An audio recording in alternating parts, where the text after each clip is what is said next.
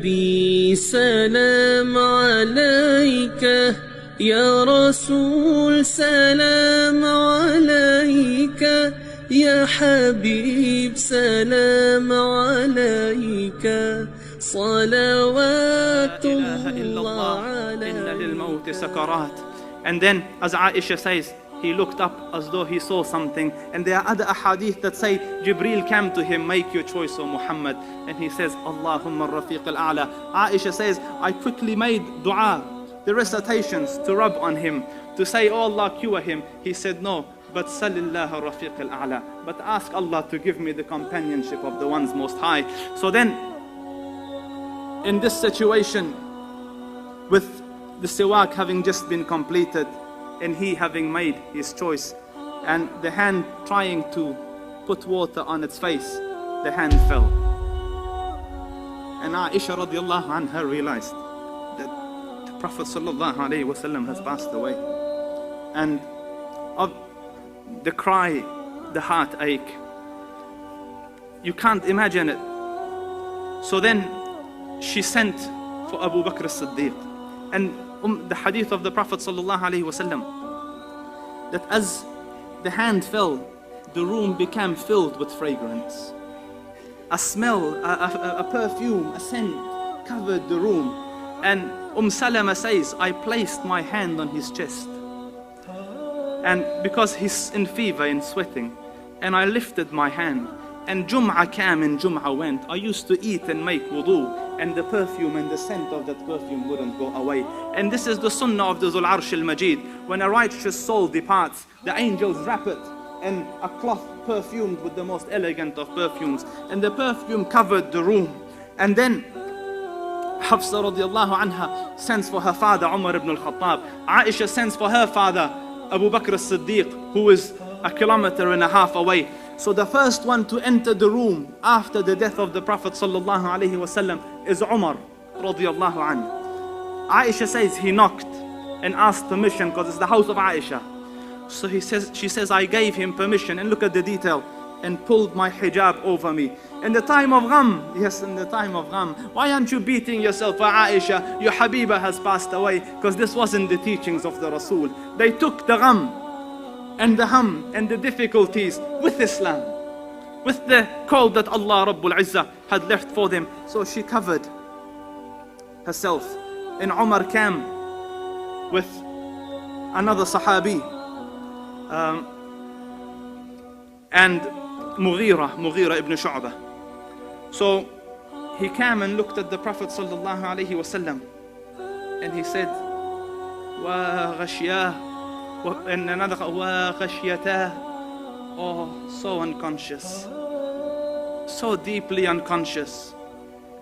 You are so unconscious. And then he stood up and tried to come out of the house. And Mughira said, Ya Umar, mata Rasulullah. He is not fainted, he has died. So he said, Kadhabt, you are lying. You are lying. Innaka rajulun tahushuka fitnah.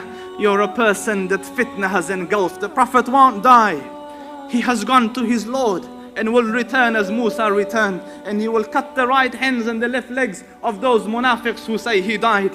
He can't accept the death of the Prophet sallallahu alaihi wasallam, and in his denial he took out his sword. Whoever says the Prophet died, I will cut his neck off. Oh, the Prophet hasn't died. And he's shouting in the middle of the masjid, in the middle of this commotion, and the people have gathered around him. Abbas ibn Abdul Muttalib, realizing the situation, says, Ya ayyuhan nas, O people, is there anyone amidst you who has heard? And it's a confusing time because they don't know what's happening. Umar, one of the greatest of the ummah, is shouting he hasn't died, and the news is coming from the house he has died. So Abbas ibn Abdul Muttalib stood up, O people, is there anyone who has heard anything from the Prophet to the effect that I won't die? And they said no, and Umar said no. So then Abbas ibn Abdul Muttalib said, I make you witnesses over yourselves that Allah Rabbul Izzah, no, the Prophet has given any guarantee that he will live forever. As such, the Prophet sallallahu alaihi wasallam has died. This was the first utterance that it came. And then Abu Bakr as-Siddiq came, radiyallahu anka ya Abu Bakr. He came from Sunh, And he entered the room of his daughter, and the other wives were sitting there covered. And then he went, and the Prophet is lying, salawatu rabbi wa salamuhu alayh, his face glowing bright. So he removed the cover from it, and then he radiallahu anhu leant over and kissed the blessed forehead of the Rasul. And then looking up towards the heavens, he said, Wa Khalilah, Wa Khalilah, Wa Khalilah. Oh my dear friend. Since childhood they're friends, in the ghar they were friends. He gave him his young daughter in marriage. He was the closest friend of the Prophet, the confidant of the Rasul, his best. Wa Khalila, oh dear friend. And then he leant down and kissed him again. And then he said, Wa Safiya, oh you who are chosen, oh the chosen one. And then he kissed him again. And then this time leant over and kissed him, and he said, Wa Rasulah, oh my Prophet, oh Rasul. And then he says, the death that Allah Rabbul Izzah prescribed upon you, you have tasted it. Allah won't let you taste this death twice. And what the son of Khattab says is nothing.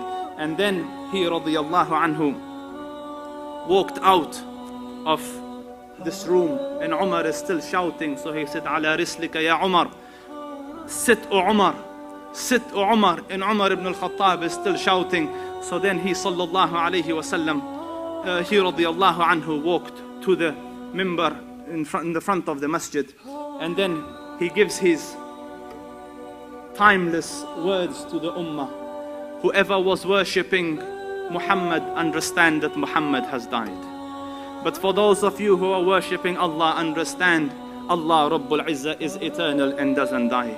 And then he read, وَمَا مُحَمَّدٌ إِلَّا رَسُولٌ قَدْ خَلَتْ مِنْ قَبْلِهِ الرُّسُلُ أَفَإِن مَّاتَ أَوْ قُتِلَ انقَلَبْتُمْ عَلَىٰ أَعْقَابِكُمْ وَمَن يَنقَلِبْ عَلَىٰ عَقِبَيْهِ فَلَن يَضُرَّ اللَّهَ شَيْئًا. Muhammad is not but the Prophet. Prophets have come before him. Prophets have died before him. If he dies or is killed, will you forsake the deen? Will you turn back on your heels? And then Umar says, it's as though I had never heard the verse, and hearing it he felt.